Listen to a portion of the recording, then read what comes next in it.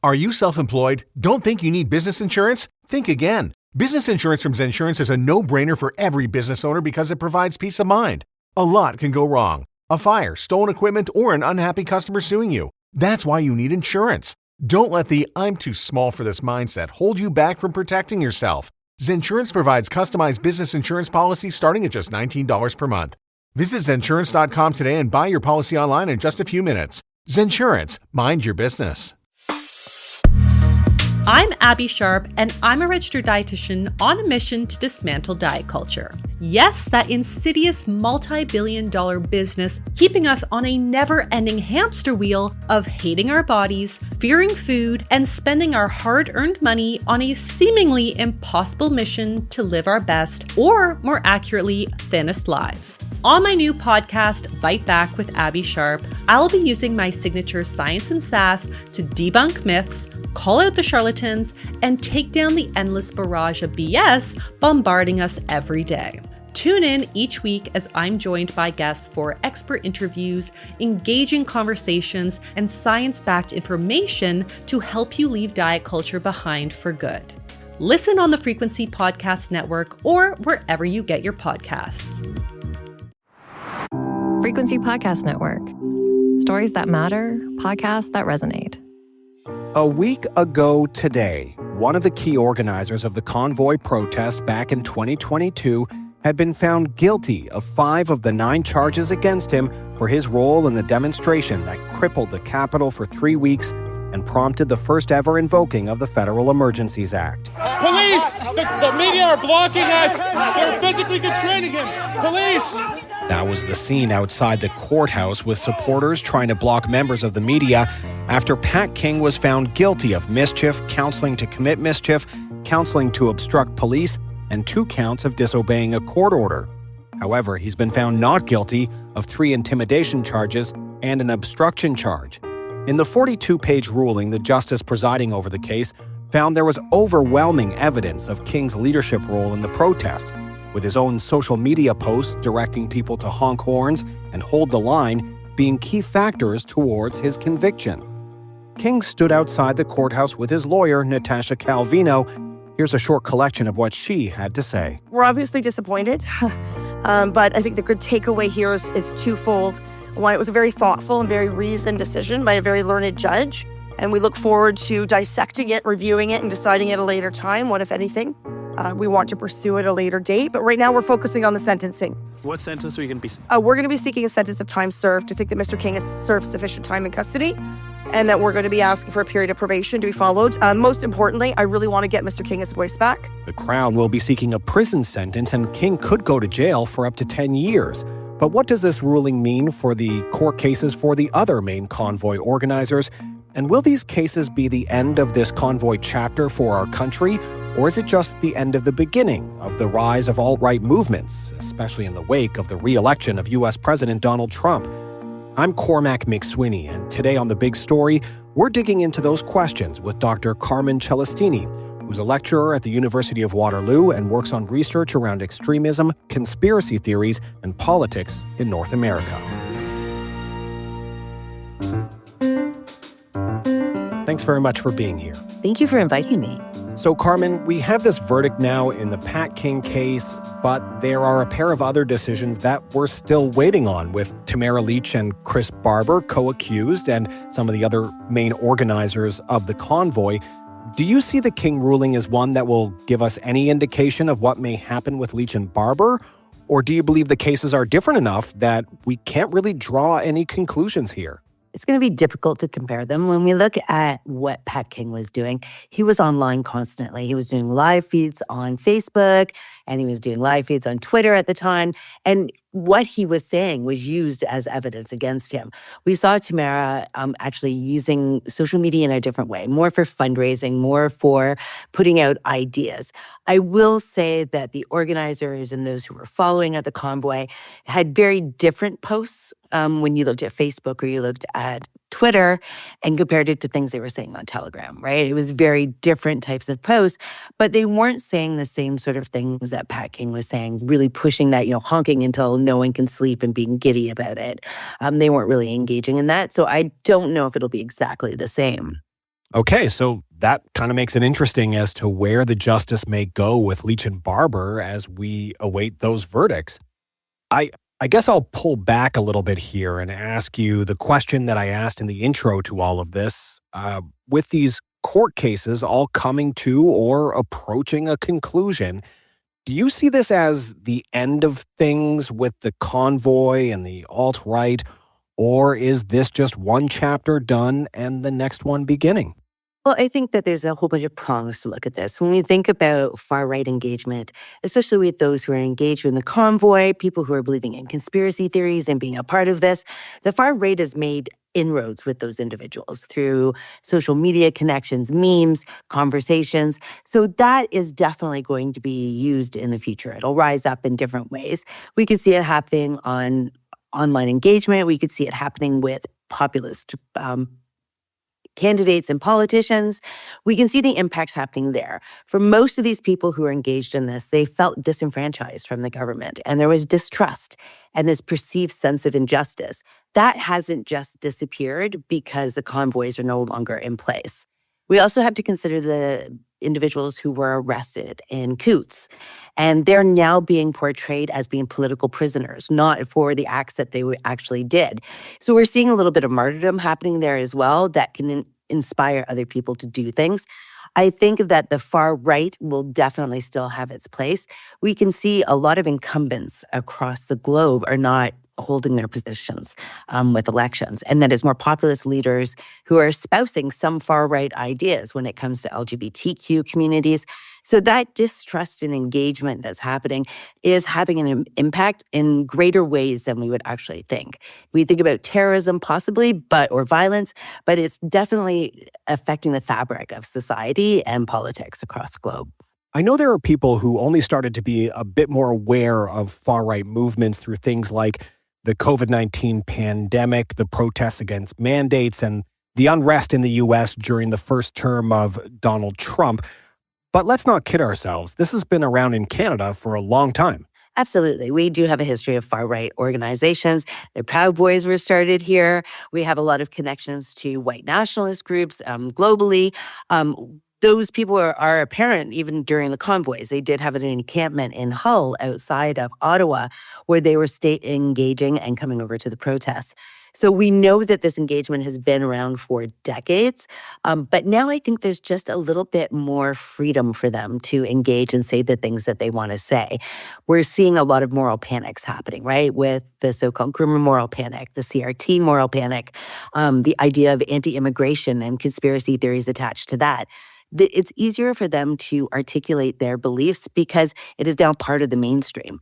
And it isn't something that's sort of verboten that we couldn't have said, before that, we would have dismissed somebody talking about Nazi ideas or racism or misogyny. But now it is part of the vernacular, especially online and online communities. So how did that happen? Where did we see this turn where people felt validated to bring those frustrations or views forward publicly when before they may not have felt so comfortable doing so?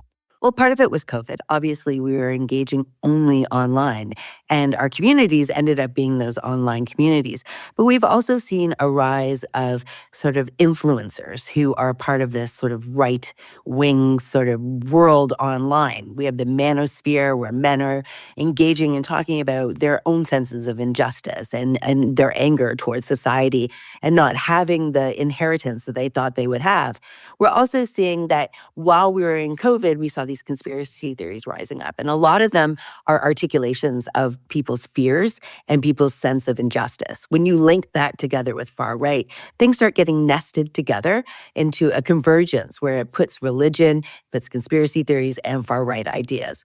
When Donald Trump was first elected, a lot of mainstream media and legacy media interviewed those they dubbed the alt-right, sort of showing these very attractive men, well-dressed and well-articulate, talking about these ideas. And it became more and more mainstream as that was happening, as influencers online rose up. They're also on the radio, right? In America, they're on 24 hours a day, these talk jocks about far-right ideas. So it just became something that we all engaged with and that we became aware of. More on the big story with Dr. Carmen Celestini, a researcher around extremism, conspiracy theories, and politics in North America, in just a moment. Thinking about the misfortunes your small business could suffer doesn't seem very zen. But meditate on this for a moment. Thinking leads to preparation. Preparation leads to peace of mind. You could call it Zensurance. Get affordable insurance for as little as $19 per month. Quick and easy, whether you're self-employed, an entrepreneur, a contractor, or small business owner. Zensurance offers the unique coverage you need in a snap. Get an instant price today at zensurance.com. Carmen, where is that line between people just expressing their political views and ideology and being labeled far right or becoming some sort of public safety or national security risk? Well, when we think about having a discussion about politics, you and I may hold very different opinions, and we can have that discussion, walk away, and take from it another point of view. When it comes to a point where you have a political opinion that harms someone else, where you create an enemy or an other, and you blame one group for whatever problems you perceive as being political, that can get people to become violent. It can get people to start exploiting hate. They can start being grouping together and, being malicious online or in person. We can see that with the drag brunches, right? We see groups from the left and groups from the right in America, both armed, coming together and fighting outside of these drag brunches, but we're not engaging with the voices of the people who are there in attendance or the people who are the performers, right? So whose voice is the loudest? When those voices get really, really loud and you really have hate and feel that that person or that group is threatening you, your family, or your nation, that's when it can start becoming violent. And that's a good point, an example, because while many people focus on the far right, you can get this on the left side of the political spectrum as well. Yes. Let's start looking forward now. U.S. President Donald Trump's first term has been linked by some to the rise of far-right movements. But of course, there are others who have praised the changes to society and government that he's brought in. He'll be taking over the White House again in January. Do you see things being the same as his first term or being different? I think that's really going to depend on his first 100 days in the administration. I think that, all of his denials about Project 2025, now he's, putting people into positions who are the makers of Project 2025. The ideas of deportations and detentions, that can embolden people who have racism behind them in the far right.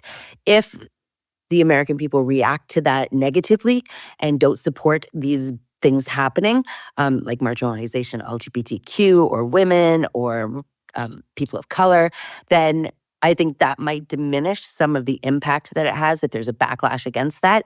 If he doesn't actually do it, then I think then they will still feel emboldened because he is their voice, right? He's articulating many of their fears and concerns.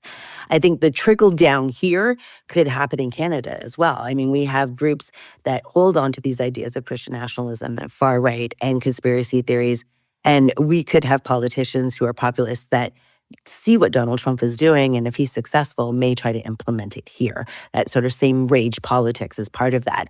So I think it's really dependent on if his nominations go through or if it's on a recess and he just puts them in, or what his actions are for the first 100 days. What about Canada, though? Could we see the threat of far-right extremism grow? Possibly. I mean, I don't have a crystal ball, but I think that if the continued environment sort of supports these ideas and pushes this narrative of anti-immigration, anti-feminism, anti-LGBTQ, that they definitely have a stronghold. And so more individuals could become engaged with it, not necessarily thinking they're in the far right, but thinking that they're fighting for something politically that they believe in. A lot of Canadians like to consider us different from the U.S., that we don't have the same problems, even though we have seen some awful crimes and challenges on our soil. Do you see us the same as the U.S. in this issue, or are we completely different? It's a bit different here, but we do see these groups rising up. I think that when we look at what the definition of the far right is, that can encompass Christian nationalists. It can encompass people who are white nationalists. So I think that there is a lot of convergence with some of these ideas. So I don't know if it'll rise up as violent, but I think it'll become more powerful and more impactful in our politics and some of the policies that we may have in our own election next year. Have Canadian law enforcement and security agencies been doing enough to address this and prepare for what comes next? I think our agencies are responding to it. We've seen in the last few decades where they've been paying attention to these groups and monitoring them and seeing the language that's happening online and the things that are happening, people making declarations of violence or people engaging in this conversation of hate. We can see them being picked up and monitored and engaged with. I think the moment that we realize that terrorism isn't necessarily something that's always foreign, there is domestic terrorism, that really changed the conversation of looking at these far-right groups. I think that online is, there's a difference between, being anonymous on 4chan and saying something than being your own person and saying the same thing on X or on Blue Sky. So I think that they are monitoring and paying attention to those things. And I think they are also paying attention to what's happening in the States as well and what that impact could have here. So I think that we are safe, but we should not dismiss these individuals, their concerns and their perceived injustices, because that is where it'll probably harm us the most. Carmen, thank you so much for your thoughts on all of this. Thank you. That was Dr. Carmen Celestini, who's a lecturer at the University of Ottawa and researcher of extremism, conspiracy theories, and politics in North America, talking about the convoy protest court cases and the future of the alt-right in North America. Just a reminder about a new great listening experience for you. You can listen anytime to the Big Story podcast on Seeker. That's Seekr. I'm Cormac Mac Sweeney. Thanks for listening.